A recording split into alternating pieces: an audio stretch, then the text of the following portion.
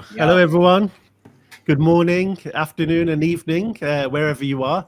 So this week is a little different to our usual live, in that it's a pre-recorded broadcast. So you're not actually watching us live right now. It's weird because this is going to be broadcasted later. You're watching a previously recorded chat. But the good thing here is that we're going to be more present in the comments as well. So when it is broadcasted, we'll be in the comments. So make sure you comment in the chat, and we'll speak directly to you, because we won't be preoccupied with the conversation we're going to have with our guest. And that's a brilliant segue, actually, in terms of our guest. Is the second great thing, and probably most important thing, is that we have an awesome guest today. And it's one of the reasons why it's pre-recorded, because this guest is a very, very busy man. And whichever way you turn online, or you see him there, and that's a great thing for all of us in branding and marketing, because he's so generous with his knowledge and information that he gives. So yeah, before we introduce him, let's share the context to this episode, and I guess what we're going to dig into. Martin, did you want to intro the episode and what we're going to talk about and the guest? 100%. I mean, this episode is special. One could argue that all episodes are special, but today particularly so. So we will be diving deep into the magical world of the unknown, the world of the emotions, the world of the non-logical. But even more interestingly, we will match this with science, right? So emotions and science. I know it's getting a bit weird, but this water cooler is all about the power of behavioral science, and especially applied to brand and marketing. We're going to find out what is behavioral science. We're going to find out what are the benefits of behavioral science. And we're going to find out why us, as marketers, brand builders, or business people, we simply cannot non-consider behavioral science. And simply, there is no better person as the guest that we have today. As you know, all guests of the water cooler are secret, and all our guests are the maximum experts in their field. And today is quite like that. And simply we do that because we just like to have smarter people than us in the show. And in the case of these other two, it's quite easy. For me, it's a bit harder. But anyway, enough of the sound of my voice. He is the original alchemist who thinks differently. He is an author. He's a superstar TED speaker. He's the OG of behavioral science. He started as an ad planner in the 80s. Then he moved into copywriting, then into creative director. Today, he's the vice chairman of Ogilvy, one of the largest, most renowned, and most famous advertising agencies in the world. And if you still did not understand who the guest is, I'll give you one final clue. He once said, "Not everything that makes sense works, and not everything that works makes sense." Please help me to welcome to the water cooler, Rory Sutherland. Yo. Hello there. Hello there. What a pleasure to be here. It's great to be at the water cooler, the virtual water cooler. The virtual water cooler. Rory, let's get right into it. So help us understand what is behavioral science, why it matters, and most importantly, do it as an explanation for a fifth grader so the CEOs out there can understand. Okay, right. First of all, there are areas of decision making where you don't need to factor in psychology. If you're building or designing a bridge, broadly speaking, the science of materials science and so forth, and our knowledge of physics is sufficient, effectively, to determine in advance whether the bridge will stand up or fall down, whether it'll survive an earthquake, whether it can cope with strong side winds, and whether it can bear the weight of traffic. We can do all that without considering human factors. However, once human behavior is part of the proposed solution, things change. First of all, because human behavior is complex. So what I'd say is that when you come to designing the traffic lights for the bridge, or that you paint the lines on the road on the bridge, you then have to consider how people will behave in response to the environment. And that isn't a simple matter of Newtonian physics. It's a different level of complexity, fundamentally. There's a lower level of certainty. There are more unintended consequences. There probably isn't a single right answer, by the way. I would argue it's different, and that makes people feel uncomfortable. Nonetheless, okay, it's completely an act of folly to design any kind of activity, technology, device, product without considering how, in the event that that product interacts with a human, whether it be the person who buys it or the person who uses it or the person who, the person who apportions it or whatever it, or the person who mandates it, okay, you have to consider effectively how people will behave in response to the product, and you have to accept the fact that how you describe the product, how you present the product, will affect that behavior. And current attempts to do this involve mostly, market research, which is asking people, if we told you this, what would you do? Okay, nothing wrong with that, by the way, and sometimes it works. I'm not disputing that for a second. And the other one is probably economics, which attempts to be a science of human motivation. Okay, and again, there's nothing completely wrong with that. Sometimes economics is right. Sometimes what it predicts, if you drop the price, more people will buy something. What it predicts is absolutely right. Okay, however, I would argue that those two things in isolation, even in combination, are still lacking a lot. Okay, so in other words, our ability to build bridges is running ahead of our ability to understand how people will use bridges, if you like. So we've got very good at those parts of the world which are kind of effectively adhere to strict, constant, unchanging rules. But our understanding of how people will respond to things is really, we haven't seen, if you look at, say, rocketry, which is a perfect example of kind of engineering science, rocket science, although you still have to consider human factors in the cockpit in the event that there are humans, it's a manned space flight, you can't neglect that. I would argue that our understanding of how humans respond to stimuli is hundreds of years behind our understanding of material science. It will always be inexact to some degree because it's simply, a hugely greater level of complexity. Nonetheless, I would argue that the greater potential for progress in human society, flourishing, well-being, conflict avoidance and everything else now lies more, actually, there's more potential and certainly cheaper potential gains to be found in tinkering with in improving and tinkering with and experimenting with and enhancing psychology than there is to be gained from further investment in technology. I'll give you a lovely example of this. There's an awful lot of money, quite rightly, I'm not disputing it, being spent by really, really clever people to increase battery capacity for electric cars. Quite right. Great idea. But let's be honest. There are tens of billions of dollars being spent every month looking at that question. Now, the purpose of that, to a large extent, not exclusively, is to reduce range anxiety among potential electric car buyers and owners. Now, range anxiety contains two words: range, which is a product of physics, and anxiety, which is a product of psychology. And I would argue that we should be spending, if we're going to spend 10 billion a month on increasing range, we should spend a few million a month trying to reduce anxiety. And that's a psychological hack. It's an open-ended question. There are lots of ways in which you can do it. Nevertheless, we can see examples where human anxiety has been significantly reduced using very inexpensive technologies. And that would include something like the Uber map. What bothered us waiting for a taxi wasn't really the duration of the wait. I mean, don't get me wrong, you can't wait an hour for a taxi, I get that. But whether the taxi arrives in 5 minutes or 12 isn't really material to our decision of whether we take a taxi or not. It's not that big a deal.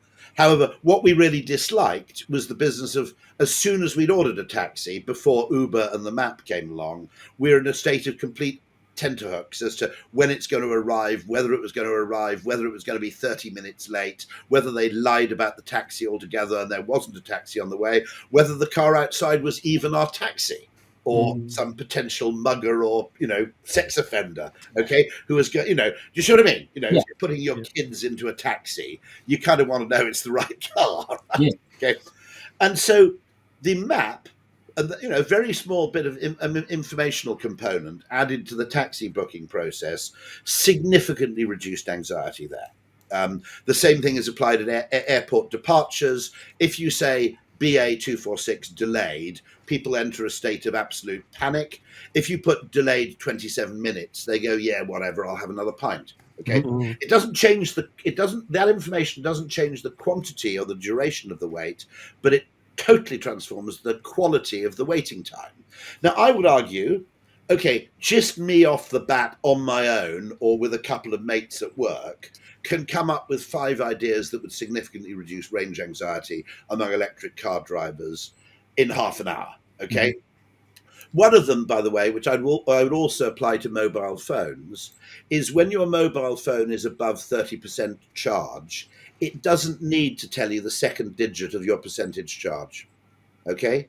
It just needs to say your phone is at 100%. And then when you hit 95%, it needs to say it's at 90% plus. And then when you hit 86%, it can say 80% plus. Okay. I don't need to see the continuing erosion. Now, I do need that level of precision when my phone or my car is at 17%. I buy that. I don't need to know whether it's at 97 or 96%. Okay. And similarly, the range could be displayed as 220 miles plus. Right. Now, obviously, when I get down to low range, I need to know whether I've got 17 miles or 11.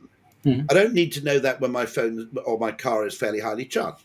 So actually, you could simply change the display and avoid that thing of, oh my God, I've gone down from 97% to 96. Okay. Why bother people with shit they don't need to know? Okay? Very simple. Extra stress, isn't it? Okay. Secondly, and I noticed this through a period, which is that they're not, electric car chargers aren't very visible compared to petrol stations. So here in the UK, where are you all, by the way? I've got to ask that question. Good question. 2 visits the UK. One, this guy is here sat in Cyprus. So. I'm in Cyprus. Oh, fantastic. Oh, brilliant. Limassol. Fantastic. Me and Wes are in the Midlands. Wes is in Nottingham. I'm in Leicester. And fantastic. Oh, brilliant. Oh, fantastic. You're in Cyprus. Excellent. No, so here in the UK, and actually Cyprus, we're a brilliant place for electric cars, right? Okay. In other words, the distances are to some extent finite because you're an island. You've got a very warm climate. Okay. You've got a reasonably dense population. Okay. And so actually, I get the fact, by the way, let's be honest here, just to American listeners, okay? Range anxiety, if you live in Boise, Idaho, and your parents live 500 miles away, okay? It's an issue. You might have to go and visit them in an emergency. That's kind of a thing, Yeah. all right? In the UK and in Cyprus, it's a hell of a lot less of a thing. So we ought to be honest about that and say, okay, I get the problem for people who live in people who may at short notice have to make very long journeys urgently. An electric car may not be ideal yet. Fair enough. Okay, we'll accept that. In the UK, we've got a very high population density, the highest in Europe, I think, apart from the Netherlands, maybe Belgium, I'm not sure. Okay, actually, we've already got more rapid car chargers than there are petrol stations. Now, a load of people said, well, hold on, that's not that many because petrol stations have lots of pumps and it only takes 6 minutes to charge. Actually, it's not true. Most people go to a petrol pump. They then go in and buy a load of Marks and Spencer sandwiches. So their car is parked at the pump for 15 minutes. Okay. Also, you can't refill your car with petrol at home, whereas you can charge your car at home. And so the vast majority of charging, to be absolutely honest, will actually take place maybe not in London, but in suburban and rural areas. A great part of the charging burden will be taken up with people charging overnight anyway, when it's cheapest. Okay. If you had a small little spring outside your house, which miraculously produced unleaded petrol, okay, at a rate of, let's say, a pint every half hour or something, I'm confident in saying you wouldn't actually use petrol stations very much. Okay. Yeah. And so my argument is that actually part of the problem is we've already got almost not okay for the electric cars we have on the road, with the possible exception of absolutely times of massively high traffic like Christmas or something like that. Okay, we already have enough chargers to solve day-to-day problems. Okay, the problem is people can't see them, and that's why they're anxious, because petrol stations are really flamboyant and visible, whereas electric car chargers, my local Sainsbury, okay, installed 650 kilowatt. That's stonking, by the way. That's super fast. 650 kilowatt electric car chargers. For the first 4 months, I didn't know they were there because they put them round the corner in a place where nobody parks. Yeah, Okay. totally. Now, no one would do that. Sainsbury wouldn't dream of doing that with a petrol station, would they? They won't go, let's hide a petrol station in the woods behind the building. But they do that with electric car chargers. So that's actually adding to unnecessary anxiety. Because if you live in Sevenoaks and you have that problem, which is, in other words, I've just got home, I'm at 20%, and suddenly, I need urgently to drive 200 miles. Once you know there are 6 of those chargers and around the back of your Sainsbury's, you've got nothing to worry about, really. What is it? What is it that do you think is the reason for that? Is it because it was an afterthought and then electric cars came afterwards? And that's a really good. I was asking. One of the reasons is that the assumption in electric car charger placement is that you'll use your sat nav or Zap Maps or something to find a charger. Now, when petrol stations first came along, nobody had GPS or sat nav. No. So if your petrol station wasn't on a busy road at a busy junction and visible from 400 yards away, you didn't sell much petrol. So in evolutionary terms, petrol stations evolved to be ostentatious. Yeah. I always use the phrase, okay,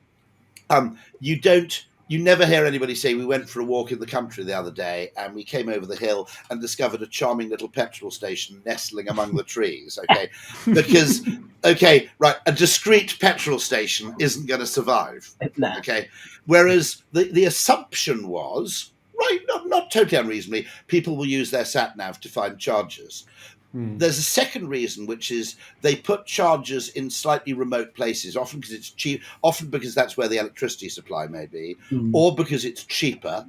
And they also put petrol stations in the least used parking spaces, so that if you make the electric car charging spaces the best charge spaces right in front of the shop, okay, you get petrol car owners who park in them, and it really pisses people off. So they tend to put electric car chargers now in the less desirable, more remote parking spaces, so that petrol car owners don't. It's called being iced. ICE stands for internal combustion engine, and it's the phrase they use when someone with a petrol car just hogs an electric car charging space. So they tend to make them the less desirable spaces so that you don't get that really annoying problem of there's a bastard in a petrol 4x4 who's parked across 2 bays. And so there are multiple reasons, but the only problem about these multiple reasons is they're all good reasons in and of themselves. But the net effect is that petrol car owners are driving around with absolutely no idea about the ubiquity of electric car chargers. I mean, my Sainsbury's case isn't that rare, for example. It's not, because the reason why I asked the question, why is it that they've done that? Because I noticed that as well. Yeah. I've got a hybrid, but I'm going to get an electric car. But by the way, I'm going to defend hybrids. There's the whole thing about we've got to move people completely to electric cars. Well, hold on a second, right? A hybrid, 95% of the time, if you charge it, is it a plug-in hybrid? No, it's not a plug-in one. Okay. No. But a plug-in hybrid strikes me as actually not a totally daft intermediate solution. Okay. Yeah. For the 95% of days when you drive 15 miles, you have a small battery and you drive around electrically. And then on the rare occasions when you suddenly need to drive 150 miles at short notice, that's fine. Yeah, well, I'm kind of going, look, guys, actually this net zero thing is daft. Okay, we should change the world so some things are still net positive, where it's very difficult to decarbonize, and some things should be net negative, where it's actually easier. And I think the whole thing about setting these targets and thresholds. My view of climate change, by the way, is I think it's true. I think it's almost certainly anthropogenic. I think I hold out a 10% option that it may be a waste of time, because you could argue that a massive volcanic eruption might do just as much harm as anything we could do as humans. So we have to be conscious of that kind of stuff and conscious of solar activity and other factors on the climate. Okay, that we're only partly in control of the climate. But my other point is that I generally, on balance, following the precautionary principle, believe in efforts to mitigate climate change. Although, to be honest, I'm slightly less impatient about it that you might be living in Cyprus because I'm here in the UK. Okay, so our impetus with a lovely sunny day outside might be slightly less if we're being absolutely selfish. Okay, I mean, one of the things I can see happening actually is that one of the things we'll have to do in Britain is change the time of school holidays. I think that leaving the UK in the summer is already stupid. The UK is really nice in the summer. If you live in London, it's one thing. You've got to get out of the city. Okay, I kind of get that. Okay, and there are foreign destinations which are a lot cheaper than the UK. But if you live in the British countryside or suburbia, to be honest, you might as well enjoy the long evenings and the warmth at home while you can, and take your holiday by going to Cyprus in March or something. It'd be a much more sensible thing to do, actually. But anyway, I believe that it's real. Okay, and I believe we should do something about it, but I also believe that possibly there's a risk that the majority of actions being taken in response are actually counterproductive or in some ways actually just fundamentally misdirected. That's fair, yeah. It's that old joke, just because you're paranoid doesn't mean they're not out to get you, okay? And I think we need to separate the two things of our belief in what's happening and our response to it. Yeah. Because, there are a whole load of dangers, like we all pat ourselves on the back. And what we've done is we've tanked the UK economy just so the Chinese can open another 47 coal-powered power plants, to make our stuff. We've tanked UK manufacturing. I mean, I worry about what the hell's happening with the steelworks in Wales, okay, which is moving from, I think, is it presumably gas to electricity or something. And I'm going, well, hold on a second. If what we're doing there is effectively allowing people to make steel with coal somewhere else, I'm not too sure that's a great idea. The perfect can be the enemy of the good, I think. Yeah. Yeah, it's interesting. There is always a different side, right? So if we bring it back to what you were saying before, so we spend too much time on the immediately and more logical solution, and not enough in the rest. So how does this apply to branding, for example, Rory? Well, okay, let's explain something which I only realized about a week ago, so it's at least new and fresh, which is that there are two problems with being rational, and they're opposite problems, okay? The one problem with rationality is it sets the bar too low, which is once we've come up with an explanation for something that makes sense, we don't need to look any further. It's a comfort zone, yeah. It's a comfort zone, yeah. Oh, okay, that's happening because of this. I understand it, therefore I can move on. Nothing to see here. No cause for any future exploration or speculation. Okay. Now, I'll give you two examples of that. Economists, and I'm very skeptical about economics because I think it's a very, very simplistic and in many cases misleading way to model and predict human behavior. And the extent to which government and business relies on what is a pseudoscience, to the extent that it does, is actually alarming. Okay. But an example would be, let's take the action to prevent plastic bag usage. Okay. And in the UK, you have to pay for a carrier bag if you go to a shop, and that was mandated legally. And everybody said, look, when you charge people for plastic bags, they keep them for longer, they don't throw them away, and they use fewer of them.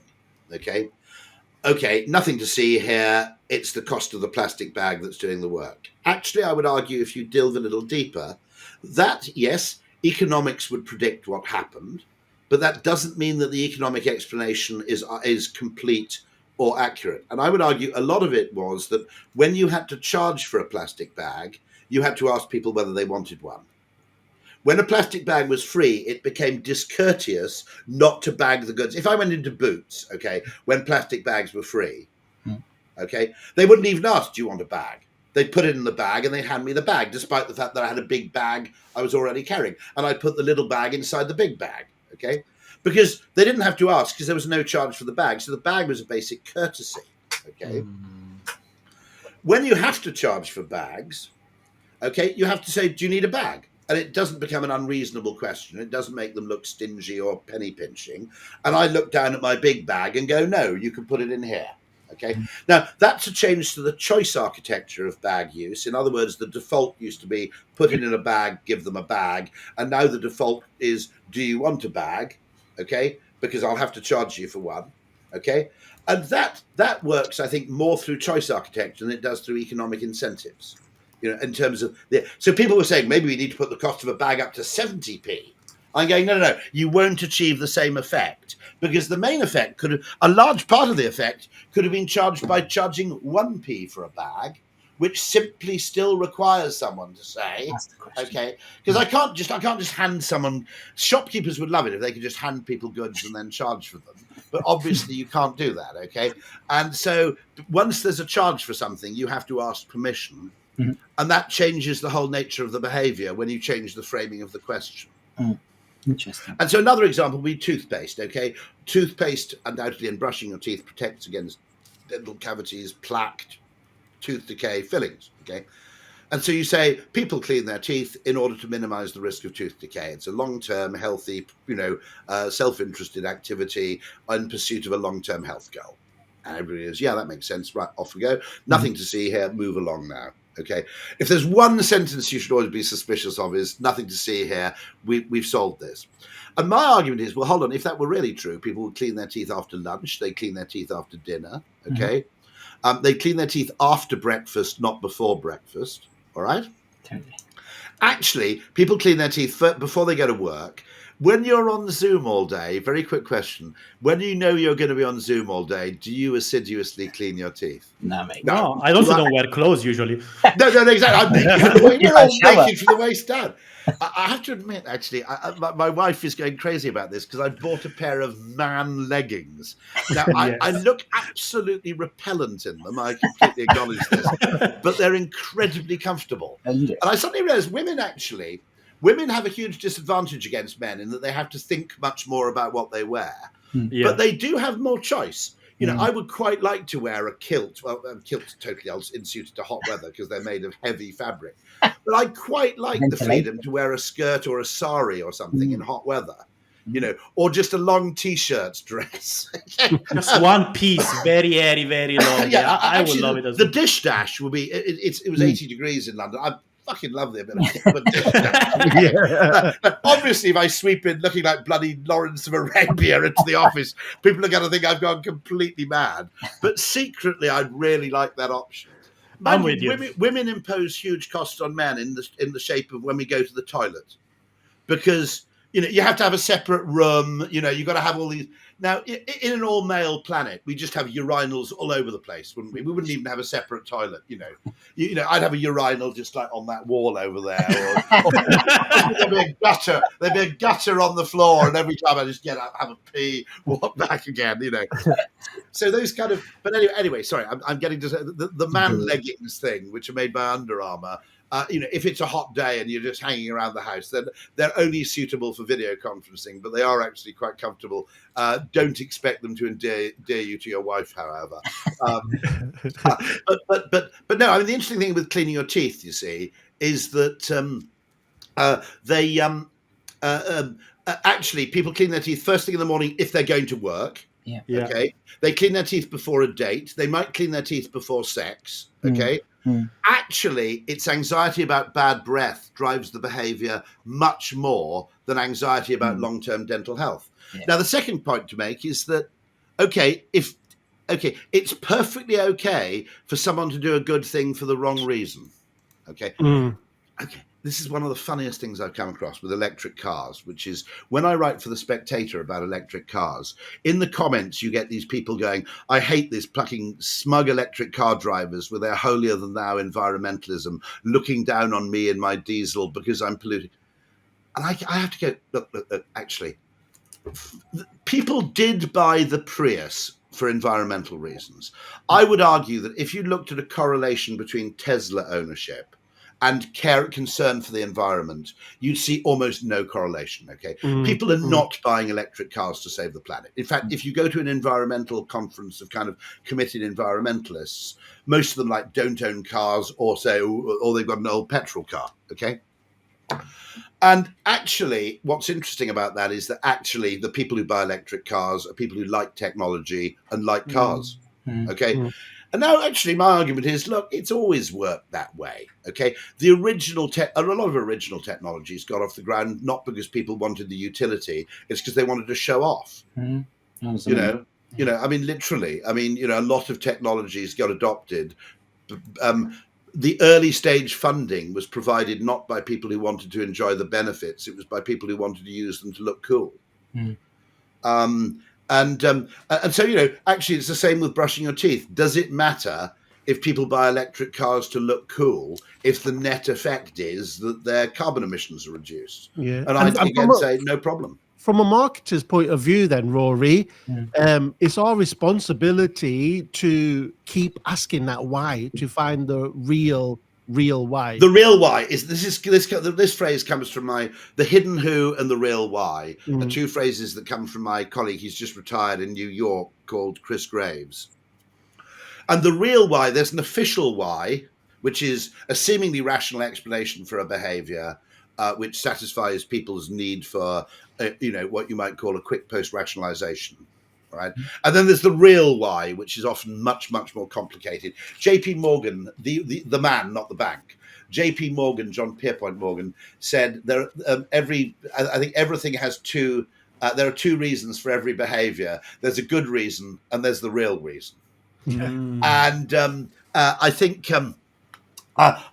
there's something really beautiful about that, which is that quite often it's actually in our evolutionary interests for ourselves to practice a behavior without knowing the real reason. Okay, because if you buy flowers for your it would be very difficult to indulge in romantic behavior, okay, if we were conscious of the sexual motivation behind it. Okay, because we'd come across as really, you know, in other words, we'd give it away. Okay, so it's in our interests, okay, to practice romantic behaviors without actually being consciously aware of the evolutionary reproductive motivation behind that behavior, because our awareness of our motivation would destroy our ability to dissemble or whatever. Okay, so when and so. There probably are people like psychopaths or sociopaths who are basically calculating like that. They go, I'm basically doing all this shit with the flowers so I can have sex. All right. Okay. But actually, I hope this is true of most men. Okay. Most men, obviously, the motivation for an awful lot of that kind of romantic behavior and caring behavior and romantic gestures and love languages and things, you know, the ultimate, evolutionary biology and evolutionary psychology describes things as having there's a proximate motivation and an ultimate motivation. You know, the ultimate motivation is usually something around reproduction or survival. Probably survival or reproduction, probably in that order, actually. Okay, but in many cases we pursue a proximate end without awareness of the ultimate end. By the way, I once made the most terrible mistake of my life, which is, as a joke, having read a lot of evolutionary biology, I bought my wife flowers one day as a romantic gesture. Okay, and as a kind of joke, when I brought the flowers home to my wife, I just said, if you have sex with me, I will give you these flowers. As a joke, okay, right? As a kind of ultimate motivation, evolutionary psychology.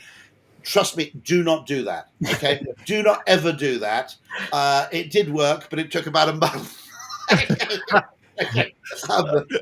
So what I'm saying is that Robert Trivers wrote a book which I think is one of the most important books that most people haven't read. It's called Deceit and Self-Deception, and he makes the case, and I think Darwin understood this. There have to be human behaviors that are involuntary in a social species. You know, so that we need our faces to be an honest description of our emotions. But sometimes we need to actually do what we do without knowing why we're doing it. So that when I mentioned that market research is, you know, the one of the two techniques that we use to uncover, you know, human behavior and to attempt to predict and model human behavior, there's a fundamental problem in market research in that it's often attributed to David Ogilvy. He didn't actually say it. The trouble with market research is that people don't think what they feel, they don't say what they think, and they don't do what they say. It's true, yeah. And so Robert Trivers provides the evolutionary explanation for the reason why an awful lot of our motivations are not only hidden from other people, they're hidden from ourselves. And so he argues that the human brain actually has self-deception as a feature, not a bug. In evolutionary terms, it kind of makes sense. Yeah. So Rory, for brand builders that are obviously building brands for the future, should we be skeptical of data, or at least how we use data? Yes. Which is now Amazon. Interestingly, I think Jeff Bezos is unusual in being very thoughtful about how Amazon thinks about things. And Jeff Bezos always says they're very obviously Amazon is not a company which is uninterested in data, and certainly not a company that's short of it. But they more or less say we use data to validate or reject hypotheses. We don't use data to generate them. Okay. And I think there's a danger because there are lots of things there's a basic ever-present risk of quantification bias because there are lots of things for which we don't have numbers, which then don't fit in the model. Okay. And I'll tell you a story about this, okay, which I'm sorry if people have heard it before, but it is quite a good story. So our local John Lewis in Tunbridge Wells closed down. It was in an industrial park outside Tunbridge Wells, and it basically didn't sell very much, and they had to shut it down, and it's now derelict. And if you're looking at data, what the people at John Lewis would conclude is that, well, we looked at the demography of Tunbridge Wells, the wealth of Tunbridge Wells, the size of the local population, okay, and we've now decided that towns of that kind can't support a John Lewis. Okay? Completely rational, because Tunbridge Wells would have been one of their smaller stores. Or sorry, it would have been one of the stores in a smaller urban area. Okay, but just to be clear, okay, there's only one other John Lewis in Kent, which is in Bluewater. Tunbridge Wells, Kent has a population of 1.8 million. But a lot of people don't realise this. Kent plus Essex have a population of about 3.3 million. Okay, we always think of London, but actually, the population of Kent and Essex is absolutely massive. Tunbridge Wells is also very, very rich, and people have relatively bigger homes than they do in London, so they've probably got more opportunity to buy shit to fill them. Okay, I would argue that your question should be, how do we make a John Lewis branch in Tunbridge Wells work? Not Tunbridge Wells does not support a John Lewis. Yeah. If you're looking at market growth the right way, you should be saying, in order to make our business work, we have to be able to expand to smaller, we can't just be in Cardiff, London, etc. How do we do this is the right question, not, oh, look, the branch in Tunbridge Wells closed down, let's abandon that plan altogether. Now, I went and looked at it. It's a bit like The Big Short. I don't know if that's one of your favourite films. If it isn't, it should be. It's one of my sort of 20 films I re-watch, every year or so. I think it's a masterpiece. Okay, genuinely beautiful. But if you love decision science, it's particularly good because they had loads of data to suggest that collateralized debt obligations and things, and they had all the work being done by the ratings agencies, Moody's and Standard & Poor's, telling them these kind of weird, monster mixes of different ratings of mortgages somehow were safe because it assumed that the risk of default was independent, not correlated. Okay, and now what the guys did is they went to Florida and they talked to strippers and they talked to estate agents or real estate agents, as you call them there, and they talked to the people who are selling the houses, they talked to the people who are selling the mortgages, and they realized very quickly that actually looked at through the lens of reality rather than the lens of big data, the whole thing was a massive, great time bomb. And now, what's interesting about that is that when you go and look at the John Lewis in Tunbridge Wells and ask yourself why it failed, okay, I went and found 5 reasons from the get-go, which is the entrance, the car park was exclusive to the John Lewis. So you couldn't combine a trip to John Lewis with a trip to TK Maxx, a little visit to Argos, and a bit of a shufti around Curry's. You had to go to John Lewis or nothing. You had to park just there or not at all. Failure number 1.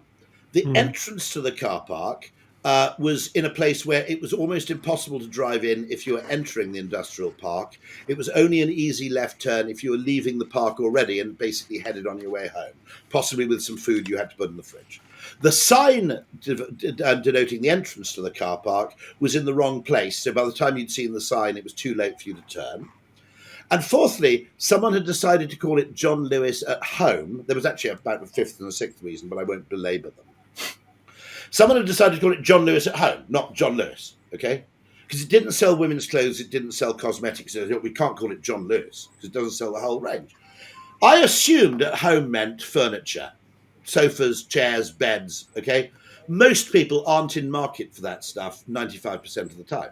So they just go, well, John Lewis at Home, Home Base, Home Sense. It's probably a furniture shop. I don't need any of that shit. Right, okay, let's hit the A21. All right? Now, and I spoke to other people and they said, I always assumed it was a furniture shop. Okay. Now, when I finally went there, they sold computers, they sold digital radios, they sold, shit with a plug, which is what I really like buying. Okay. They sold mobile phones, I think. They sold TVs. They sold practically everything. I was going, hold on, this is a whole cornucopia here. I thought it was a furniture shop. Yeah. Okay. Now, the point I'm making is that all those reasons why it failed aren't on a database anywhere, right? Those are the reasons. What is on a database is volume of sales. Okay, here's another one where behavioural science. I'll give you two more. My father died in a hospital in Wales a few months ago. The hospital was utterly magnificent. I'll name them because I thought they were fantastic. It's the Grange Hospital near Cwmbran, part of the Nairn Bevan Health Group. The treatment my father received in the week he was in hospital before his death was so good that if you'd offered me a free instantaneous transfer to, like Bethesda Medical or, the top American hospital in Houston or, the Mayo Clinic, okay, I would have said, no, there's no need because we've got everything we need here. These people are magnificent. Okay, literally. And then it occurred to me that all the things that made their treatment, made my experience and his experience more important, okay, magnificent, none of them were quantifiable. It was all to do. You have an advantage because Welsh people are nicer than other people. Okay, Welsh. Okay, and sorry, it's kind of true. Okay, when it comes to sort of human warmth, you can criticise the Taffs on whatever measure you like, but when it comes to just expressions of human warmth, they're pretty good. All right. Kingsley Amis always said that if he were ill, he'd want to be looked after by a Welsh nurse, despite that Kingsley Amis was not generally uncritical of Welsh. Okay, he did say that. But it was all gestures, kindness, consideration, deference.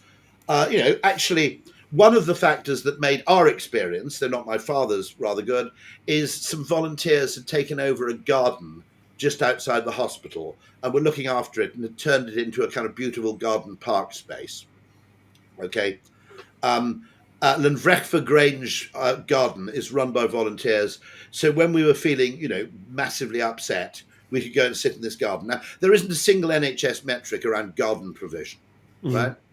And yet, to me, okay, my dad's experience is more important than my own, I would argue. But nonetheless, to me, that garden was absolutely transformational.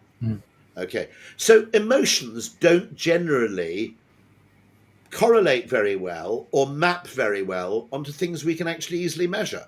And my third example of data being dangerously misleading, okay, if you don't know the real reason, is what I call the Costa conundrum.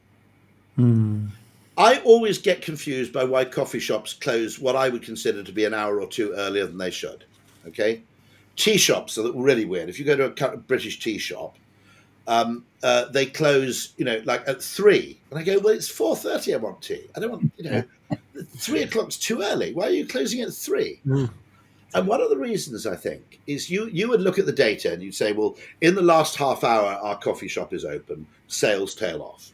Therefore, we can extrapolate that line and say there is declining demand for coffee and tea after 3:30 p.m. So we're right to close at 4, and there's no opportunity to be gained in opening till 4:30 or 5.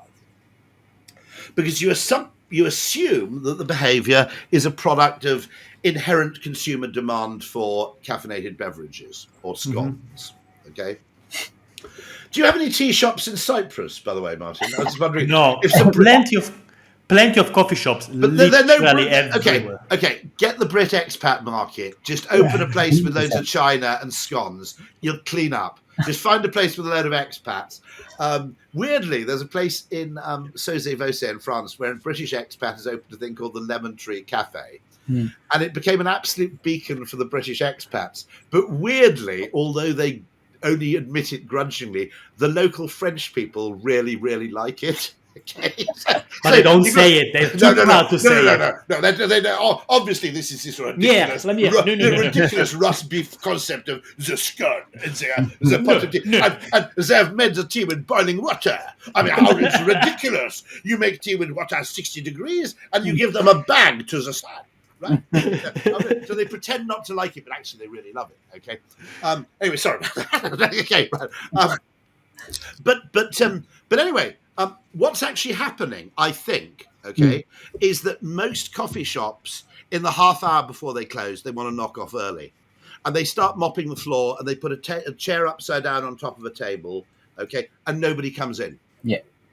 So the fall off in demand might be driven by your staff behaviour or your own behaviour. You go, oh, sod it, I want to get home. I want to pick up the kids from school. Let's start descaling the bloody cappuccino machine right now, and let's start mopping the toilet, right? Mm. And people see this and they go, I don't want to drink tea and coffee under a time constraint. No. They clearly don't want me in here. I'll go somewhere else. All right? Now, I did a bit of research on this, like The Big Short. I actually spoke to people who'd worked in coffee shops, and they said, oh, no. If you're an employee of a coffee shop, you don't own the coffee shop, you're an employee. We all know this hack. It's called getting the mop out. And they want to knock off early. They don't want to have to clean the place on their own time. They want to knock off 2 minutes after closing time. Yeah. So they prominently put a mop somewhere near the door. They put a couple of chairs upside down on top of another couple of chairs. They say, basically, if you do that, nobody comes in. And as a consequence, you can piss off at 3 o'clock, having cleaned the place. Okay. And so what I'm saying is that you have the data, you have the seemingly plausible, rational explanation for the data, and then you have the real reason. Yeah. And actually, the real reason, if you look at data without looking at it through the lens of human perception and human behavior, you always go for the most obvious explanation. Demand for coffee declines in between 3:30 and 4. And I think we've all done that, haven't we? We've been to a coffee shop and we basically pitched up and they're kind of mopping things. I go, oh, fuck this for a game of pretty much all the time. All the time, yeah. It's the same with pubs that turn the music off, right? You know, exactly that. Yeah, it's basically they want us to go. They've ruined the vibe. Yeah. Okay, they've killed the vibe. I'm not interested. Yeah, let's go. So Rory, let's dig into a bit of you. Like, I think I'm always the one that asks the questions about people. And you've recited so many people, I think, already in this 48 minutes of being on. But who, if you said this before, let's reiterate. But who influenced your career? Like, who's the biggest one that put you where you were? And how's that created? Like your. My dad was an entrepreneur and self-employed businessman. And if you grew up in a family business, by the way, this is one reason why immigrants are often very good business people. Okay, right? Okay, right. Cypriots probably, I would argue, might be the most.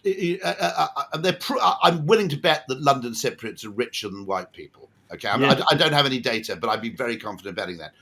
One of the reasons which nobody mentions, some of it is effort and incentive and all that sort of stuff. Okay, in other words. Partly, it's more exciting to get rich than it is to become a bit richer. Okay. And part of its approach to education. However, if you grow up in a shop or a cafe or a restaurant, it's a free MBA, right? Mm-hmm. Because you see cafes, first of all, they're fast feedback places. So you learn quickly what works and what doesn't. Secondly, you have to understand the business in its entirety, in everything from marketing to logistics to supply chains to to loyalty to customer service. You have to understand everything and how they actually interact. If you just go to school and you go to a big business, you're put in a department where you're basically told to optimize. Basically, your job is to pull these 3 levers. You don't understand how the levers interact with the rest of the business. You're just pushing at that lever in your own independent. If you're legal, if you're compliance, okay. Whereas if you've actually been through a shop or you've run a self-employed business, I always remember the guy actually. It was funny enough. I think they were Cypriots, unsurprisingly, in Westbourne Grove, and. It was a deli selling very, very good stuff. It was called the Olympian Star. I hope it's still there. It was great. Okay. It was very, very good Greek deli. and someone came in and they started selling Chupa Chups. Okay, and they were selling quite a lot of them. Yeah. And I remember the guy behind the counter going, "Okay, when we've sold these, we won't get any more." And the other guy said, "Why?" "Well, they're selling." He goes, "Yeah, I know, it's wrong for our brand." Okay, right. Okay, now that's a guy who can make the trade-off between revenue and and brand. Mm. Okay, Yeah. I always remember that because I wasn't expecting the word brand to come out of a shopkeeper's mouth. Yeah, a small Okay. business like that. But Yeah. he's understanding the trade-off between two things: what makes you money and what actually maintains your it's ability to charge a price premium. Brilliant. Okay, and so I actually, to be honest, Rishi Sunak's idea, it shouldn't be national service for 2 years. Everybody should be forced to work in a shop for 2 years. I agree. Work in a cafe, but they're also fast feedback. Mhm. And you've got to deal with difficult customers. You've got to deal with great customers. So you basically understand a shop is like a business in microcosm. And basically, I'm not sure that if you grow up in a shop, you're probably at a slight advantage to someone who's grown up with a dad who's a civil servant and you've got a Stanford MBA. I don't know. I may be doing a disservice to Stanford MBAs, but I just think it's really, really valuable. Yeah. So did you have like a mentor or anyone that kind of... So I had my in Ogilvy, I joined at an extraordinary time in an extraordinary place, which was the direct marketing part of the Ogilvy agency. Yeah. And two things were happening. Obviously, a few years after I joined, the internet came along. I was very early to discover that because my brother, who's an academic, who's an astrophysicist, his flatmate in Berkeley at the time had previously been the flatmate of Tim Berners-Lee in CERN. So I got to hear about the web absurdly early. Okay. Yeah. I didn't make any money out of it. I should have just gone and started anything, Ooh, let's start a bookshop, right? But I didn't. I didn't make any money out of it.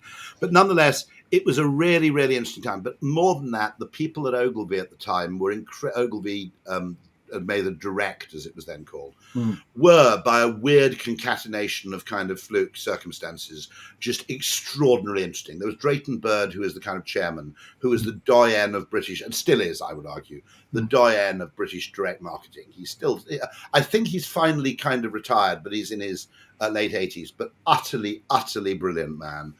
Steve Harrison was a creative director. I worked with people like Randy Hounfelder, who was a brilliant copywriter.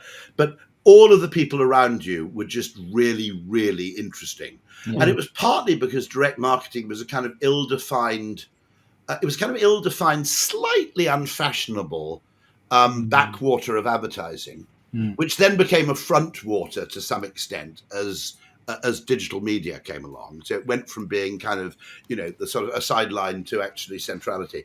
But because it was this kind of it basically sort of sucked in random talent from everywhere. In other words, the people there weren't really a type, except to the extent that they were all unusually interesting in one way or another.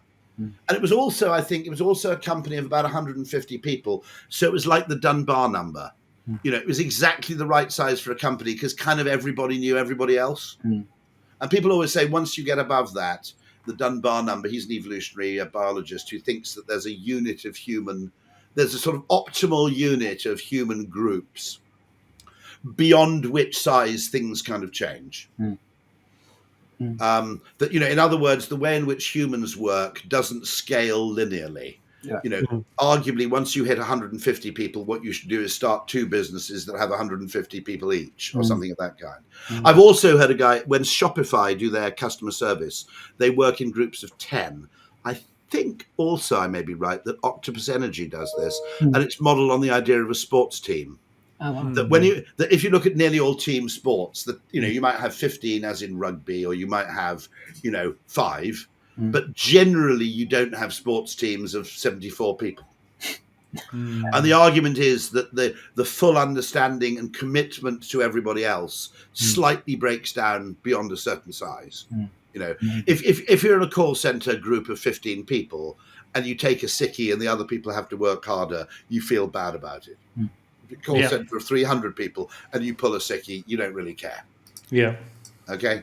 There are things. I mean, this belief in gains to scale pollutes our world because there are things where there are gains to scale, inarguably, but there are also things which are completely the opposite. One of the problems of the internet is that because it's universal, everything has to be designed and calibrated to be proof against the least trustworthy person in the world. So as a result, there's very little benefit of the doubt, which is why when you have a good experience on the web, it's fantastic. But when you have a bad experience, it's terrible. A shopkeeper, if I went to my local shop and said, oh, by the way, I bought these eggs and 2 of them are broken, they go, fine, yeah, I'll replace them. Okay, right? Because they know effectively that they know who I am. I haven't pulled that scam repeatedly. If you did that every time, people okay, right, okay. But basically, everything has to be calibrated to the worst case scenario. And that actually, in human emotional terms, makes things quite kind of high friction and painful and slightly insulting, actually. Because there's no kind of, I'll give you the benefit of the doubt. Tell you what, since it's you, those kind of things matter a lot to us as human beings. And it's very difficult to replicate them above a certain scale. I think Amazon don't do a bad job, actually. I mean, if you have a problem with Amazon, they have that brilliant call me back button. I mean, Jeff, give them their due. Okay. I mean, I think I will criticize them on certain measures, but, given what they've done, I think I think Jeff's unusual customer focus has held them in really, really good stead. Definitely. So I want to ask you one last question, and Ash hates this part, but we always ask our guests. He does. He hates it. I don't. And he never actually answers it. But we always ask our guests to ask us a question. I think it's always interesting to get asked a question by you. So is there anything at the top of mind that you want to... That's a good one. Okay. Right. Okay.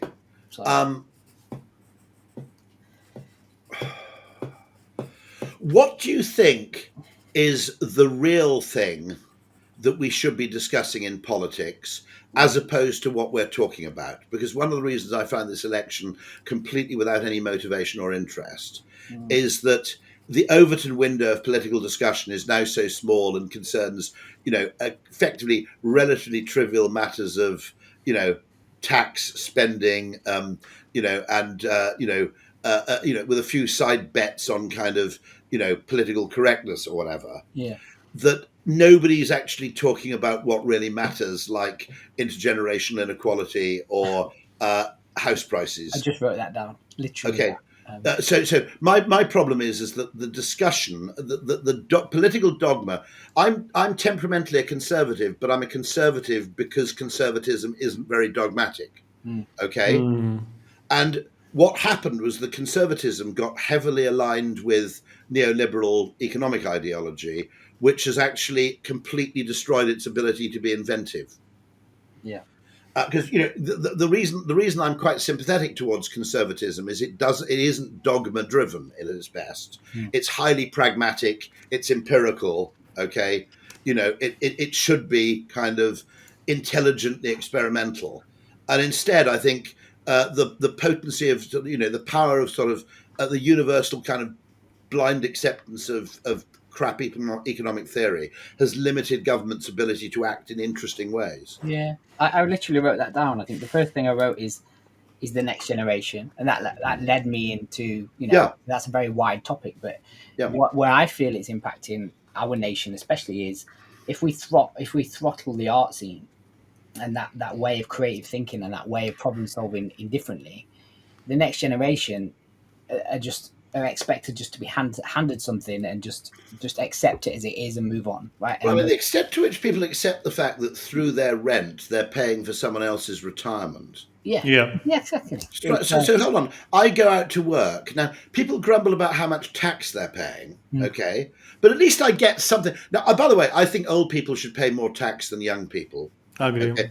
And one of the reasons is that you need money more when you're young. You need to establish yourself more when you're young. Okay, but also things like the NHS, to be absolutely honest, aren't that valuable to you when you're young, unless you, as I jokingly said to the guy yesterday, you might fall off your fixie once or twice, but other than that, you don't get nearly as much value from the NHS as I do. Okay. You might argue people without children. Education, I think, benefits all of us. So let's park that. I accept the fact that universal provision of education is a pretty good idea.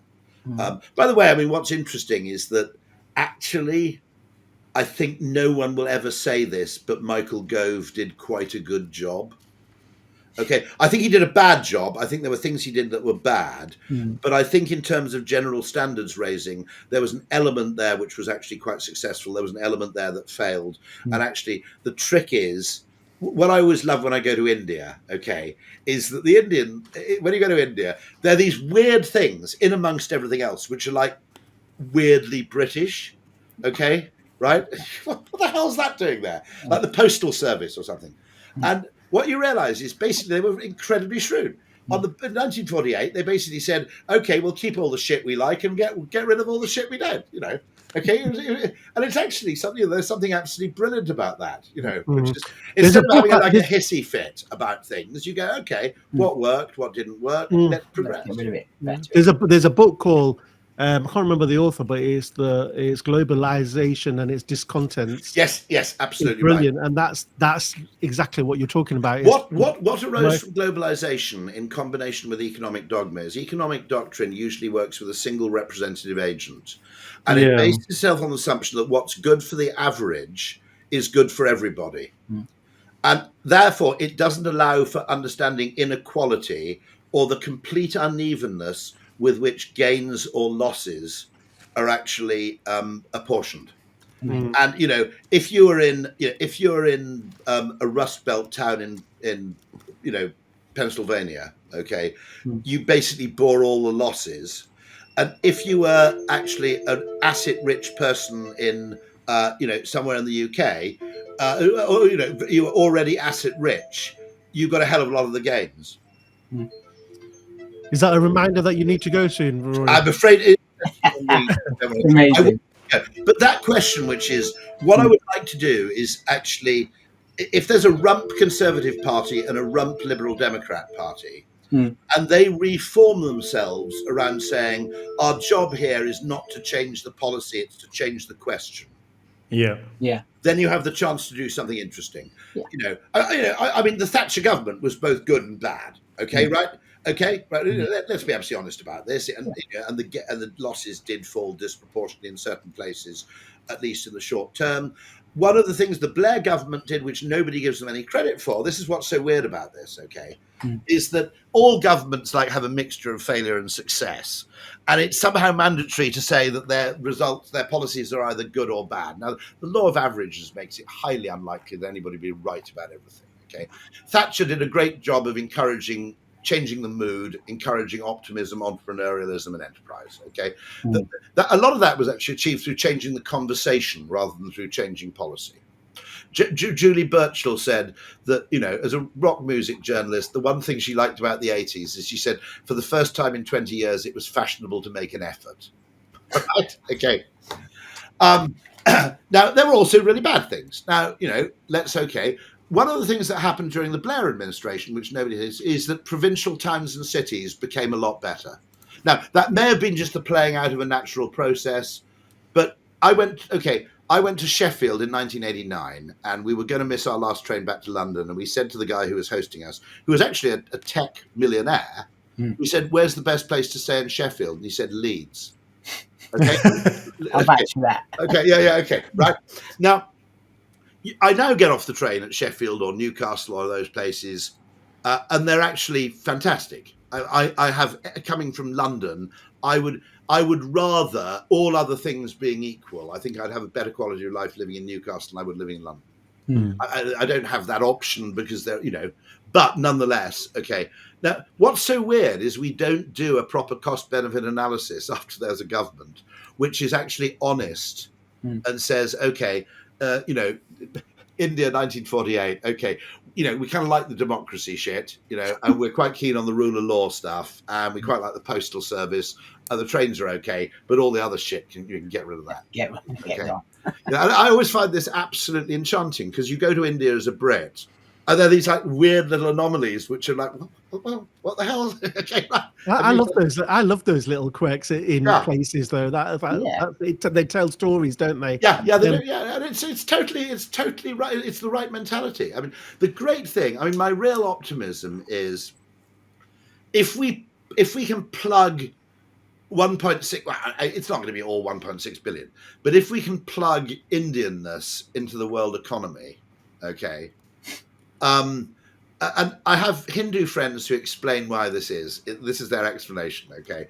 Which is that they say the problem with you Westerners is you're monotheistic, and that makes you monotheoristic. Okay, you have to have one theory that explains everything. Whereas, said a guy called Jag Balla, who's based in Washington D.C., although he's originally a Brit of Indian origin, said my mum, when she goes to a temple, on the altar, there's like an elephant, there's a monkey, and there's Jesus, and there's no problem with that. Yeah. Okay. And I think actually our fear of, one of the great things is those cultures, ultimately our job, I think, culturally, and this is why I think actually I'm anti-woke, not for political reasons. Okay. I'm anti-woke because if it's an assault on comedy, I can't support it. Because I think comedy is a fundamental problem-solving mechanism of the human brain, which is actually, David Ogilvy said, the best ideas arrive as jokes. Okay. Yeah. If we repress comedy and we repress thought and speech to a point where I think I should be responsible for what I say, okay, but I don't think I should be held responsible for people who deliberately or accidentally misunderstand me. Amen. Right. Okay. Right. That's like saying we've got to operate a restaurant, and if anybody in the world is allergic to anything, we cannot serve that food. Okay, that's like saying we cannot serve any food in our restaurant to which anybody might have an intolerance or an allergy, or, to be honest, an imagined intolerance. Okay, rather like gluten intolerance is, to be honest, mostly delusional. Okay, you can't set the bar there because the whole scope of conversation and mental exploration is going to be absolutely stymied. I've got nothing to do with the politics of it. I'd be just as bothered about Mary Whitehouse. Okay. And sort of right-wing, impositions on freedom of speech. Yeah. If I were kicking around in 1970, as I would be now, but you have to have this freedom to joke, because it's actually, I think it's an evolved mental mechanism for getting out of self-imposed mind traps. Okay. And so consequently. I think if we can actually create an environment which is high, this is what interests me about my Hindu friends' theory. If you can create an environment that's highly tolerant to ambiguity, that's the best way to preserve our culture. Actually, it's why actually I support constitutional monarchies, because constitutional monarchies empirically. Cyprus is actually in the Commonwealth, isn't it? If I'm right, there. It's still in the Commonwealth. I think so, yeah. Yeah. So, but what I was saying is that the countries that have those constitutional monarchies, Japan, okay, Canada, Australia, New Zealand, the UK, Holland, Sweden, Norway, Denmark, Spain, okay, they're actually all pretty good, right? Okay. Right. I mean, it's not a bad list of countries to live in which aren't shit, right? Okay, whatever you think, okay. And why is that? I think it's because it's partly emblematic of an acceptance of ambiguity. We don't have to go from one thing to another thing. Tell you what, we'll leave the king person doing like the bling stuff and living in the palace, and the prime minister can live in a terraced house. Whereas in France, the president ends up living in a fucking royal palace, and basically after 4 years of doing that, you go batshit insane. All right? I mean, it would all of us would go nuts, wouldn't we? Right? If you moved us into a palace, we'd basically just go deranged. Okay. And so the acceptance of ambiguity, I get very bothered because I see people like who I like. I mean, I'm interested by, like, Ian Murray and Jordan Peterson. They effectively become completely invested. Now, some of their worldview might be right, by the way, but they become completely invested in this to the exclusion of all else. And I think it's very important to be able to kind of say counterintuitive things without effectively becoming dogmatic about them. And I don't blame them for this happening, because you've got to be unbelievably ballsy to say the things they do. And I don't agree with all of the things they say, but I'm interested in them being said.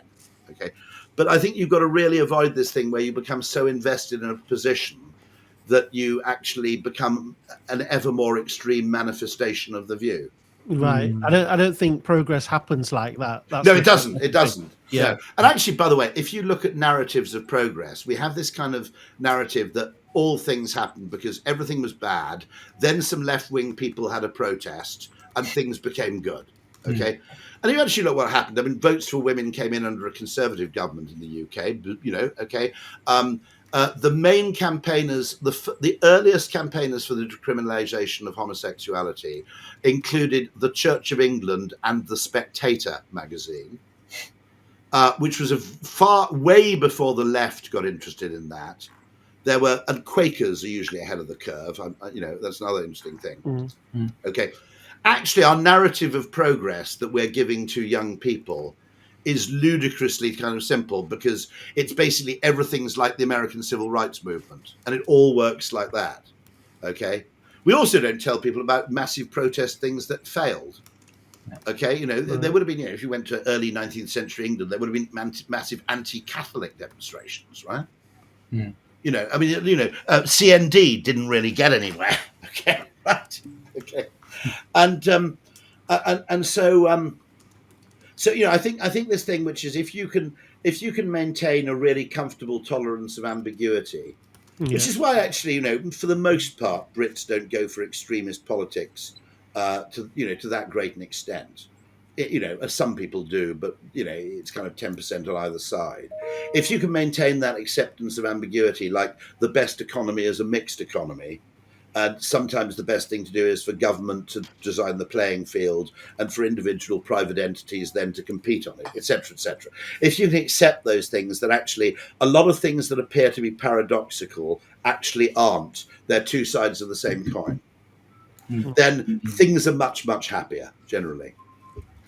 Rory, one final thing. I'm mindful of your time. I do have to go in about a minute. Yeah. Thank you very much. Is there anything that we should know about happening in your world? I know Nudgestock this Friday, the 5th of July. When are you broadcasting this? This is going to be a few weeks, so it's going to be... right, which is no point of... there is a point of mentioning. If you go to nudgestock.com, there's a whole day of behavioural science, which we host every year, and you can watch it live, but you've obviously missed that because it's the 5th of July, but you can also watch it on demand. Brilliant. Absolutely fantastic. I have to go now for bladder reasons. I hope that was useful. Amazing, man. It was amazing, Rory. Thank you very pleasure. much. All the best. Thank you. Appreciate you, bro. Ciao. Wow. Packed with value. Oh, the gems, the bombs, the lines that came out of that. Mate, I have like 5-6 posts already. Ideas from it. This is the thing. It's one of those conversations where you've got loads of questions, but you just don't want to interrupt that flow. Gem after gem after gem. Once the tap is open, the flow goes. Exactly. We went in to talk about behavioural science, and we ended on politics. Like, wow, that journey. Yeah, love it. Anyway, so this again, like this is a recorded version, but still comment on this post because we'll look at them. Shall we have a guess like who's in the chat now and just do it? Let's preempt it. Let's say Miroslav will be in there. Will be in there. Yeah. Who else? Maybe Johnny P from my side. There's your friend that says we're the one about the threesome. That's Lena, man. She'll be in there repping straight up. But what a show! Great. Can't wait to get this out. Yeah. Right. Well, I guess I'll just end it as we usually do. And man, see you guys in 2 weeks. Yeah. What a show! Woo! Yeah.